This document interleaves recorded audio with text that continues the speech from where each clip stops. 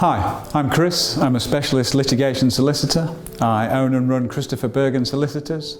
We're a specialist litigation and commercial law firm based in London. We help business owners win court cases. Let's talk about injunctions. First question is, what is an injunction? Well, put simply, an injunction is a court order that compels someone to do something, or more often, to not do something. For example, an injunction can stop someone from misusing or unlawfully exploiting a company's confidential information or intellectual property. Injunctions are many and varied. You can have a freezing order, you can have a search order, you can have many different types of injunctions. As many people in the world as there are as many disputes as there are, there's that many injunctions. But we're going to concentrate on the injunction I've just mentioned, which is an injunction to prevent someone from using a company's confidential information and/or their intellectual property. When is this likely to happen?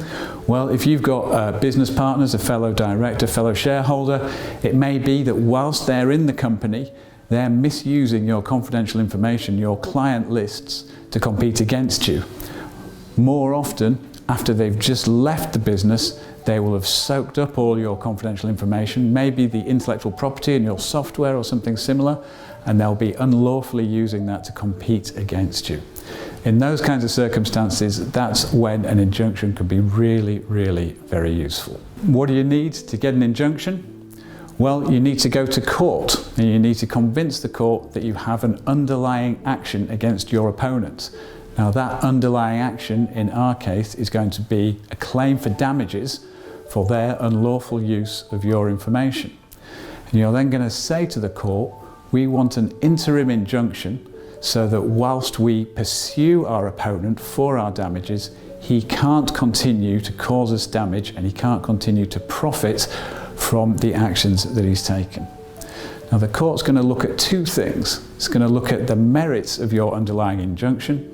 What do you need to do to get an injunction? Well, the first thing you need to do is you need to act really quickly, within days, maybe a couple of weeks. When you become aware that somebody is exploiting your information, using it unlawfully, you're going to have to act really quickly. If you don't go to court within a period of, say, a couple of weeks of finding out, then you may well lose your chance to get an injunction. What do you need to prove to the court to successfully obtain an interim injunction? Firstly, the court's going to look at the merits of your underlying action. Now, you don't have to prove that you're going to win, but you do have to prove that you've got a strong, arguable case. And the other thing that the court's going to look at is something called the balance of convenience test. What is the balance of convenience test? The court's going to look at all the circumstances of the case, including the circumstances at the end of the court action. And it's going to make a judgment about whether granting an injunction is likely to be more convenient to the parties in the long run, or not granting the injunction is going to be more convenient to the parties. Let me give you an example, hopefully shed some light on that, make it a bit more accessible. I had a client came to me a long time ago now, early in my career. They owned a clothing business, and they had hired a couple of designers to design a season's worth of clothes. And just on the eve of production, those designers took all of their designs and went to a competitor. Now, my client said, the designers were working for us. Those designs belong to us. The designers said, no, we're the ones that came up with the designs. They're ours. We can do what we want with them. My client went to court for an injunction to stop the designers exploiting those designs to the detriment of my client.